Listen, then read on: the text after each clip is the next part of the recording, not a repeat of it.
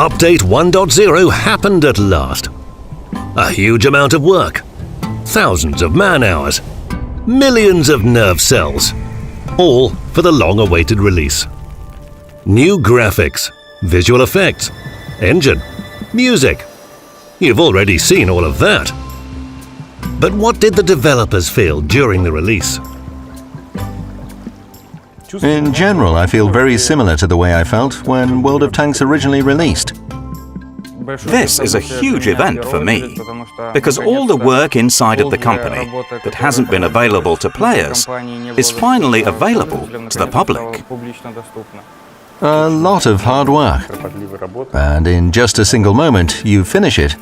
Then sit back to see what happens.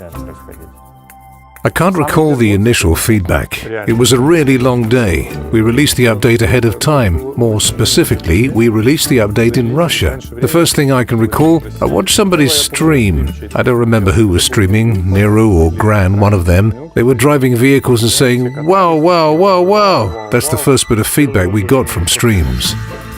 Somebody noticed that performance was okay. Somebody said the new graphics look nice. Players liked our approach, and that was really positive for us. At the start, players went through the roof.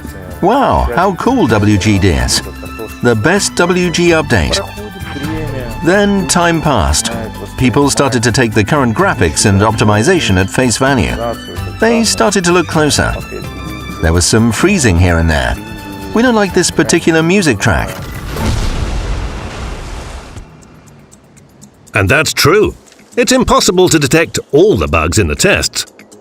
However, your feedback helped us solve the majority of the post-release problems very quickly. There was so much feedback, we started investigating these issues, i.e. looking into what actually happened. We received a lot of bug reports. Something is hanging in the air. A stone is levitating. Bushes are huge. But bushes should be huge, because sometimes those bushes can hide even the Type 5 Heavy. This is just a gameplay thing. The majority of players experienced long loading times on the maps after the release. The explanation is very simple. There's 10 times the amount of content now, so players with old fragmented hard drives might experience this problem. We've also encountered cases when the armor penetration system wasn't working properly in all the vehicles. The KV-5 could even appear on the map upside down in some cases, i.e. it was just lying upside down at the respawn point. Don't ask me. I don't know. Nope. Moreover, it was actually physically lying upside down. It wasn't just a glitched model. There were issues with FPS in the sniper mode while looking through bushes. We fixed some issues very promptly. There were micro patches from day one, but there wasn't anything major that would stop you from playing the game. Preparations for releasing Update 1.0 were long and thoroughly planned. The probability of forgetting something crucial was extremely low. In general, the release was smooth from the technical point of view. Players continued to play different settings. Step by step, we're approaching a time where it feels like it's always been like this. It's a good feeling, because I sometimes watch videos with the older graphics, and it feels like, phew, it's high time to change the visuals.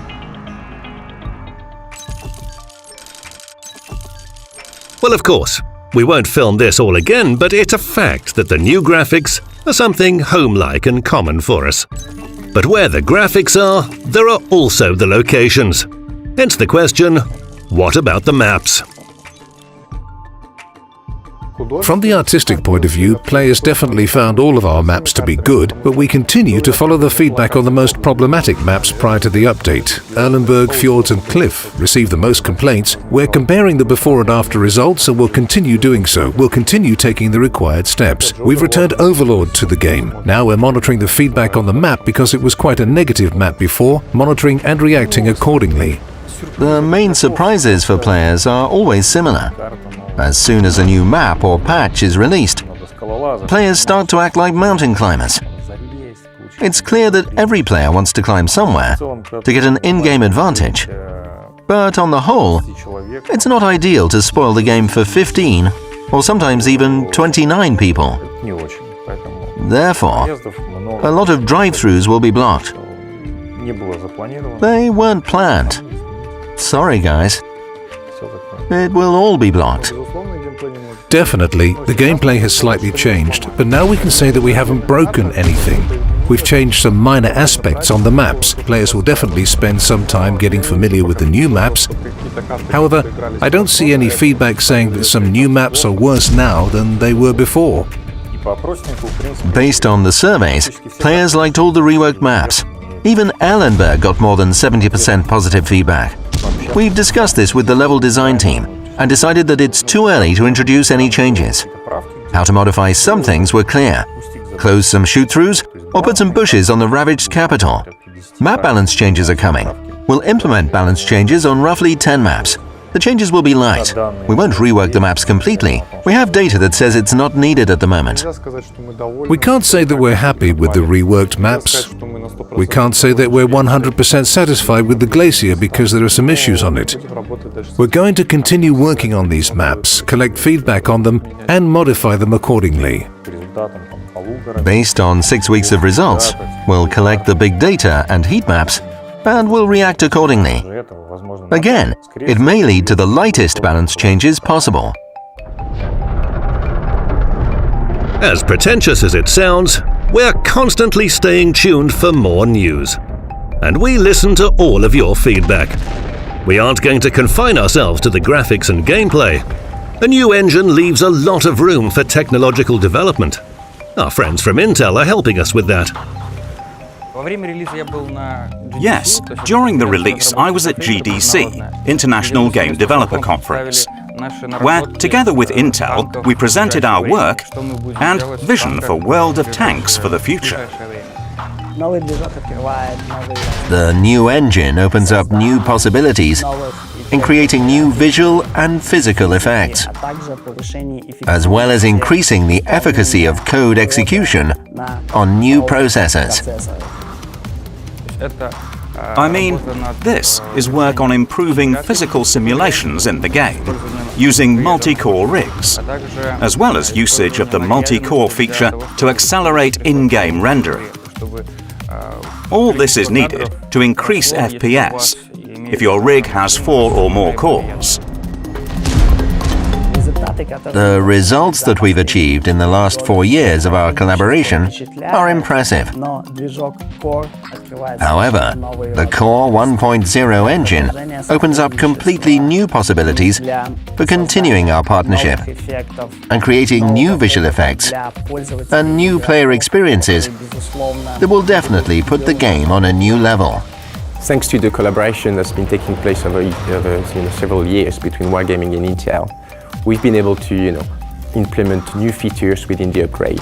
And I have to say as well, there will be a lot more coming over the next few months. We feel that this will allow gamers to get the best gaming experience possible.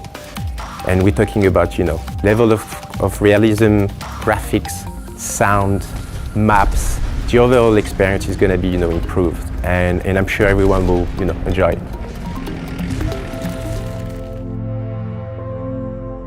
Multicore? Sounds excellent. But it's much better for us to stay strong in the pursuit of our goals. Update 1.0 was really important, but it has already happened, so that means it's time to move on. To be honest, we have a ton of plans. Well, our plans for the maps are no secret. The province map was for the Italian tech tree, so to say it's a specialized map. Province is already being tested, and it's possible that many of you have already seen it. Of course, the map isn't that big, even after we've increased its size to 850 by 850. We'll see how it will be played, but from the artistic point of view, it looks very cool. We'll see. Szczejanka will be for the Polish nation, obviously. Szczejanka is a Polish map, give or take, judging by historical location, but it's no city, so it's easier. It will be a rural map. Quite open. There are 2 primary options regarding Kharkov. The first is to update the old Kharkov, and the second is to move the map and make a new Kharkov. but the Gazprom will be there nonetheless.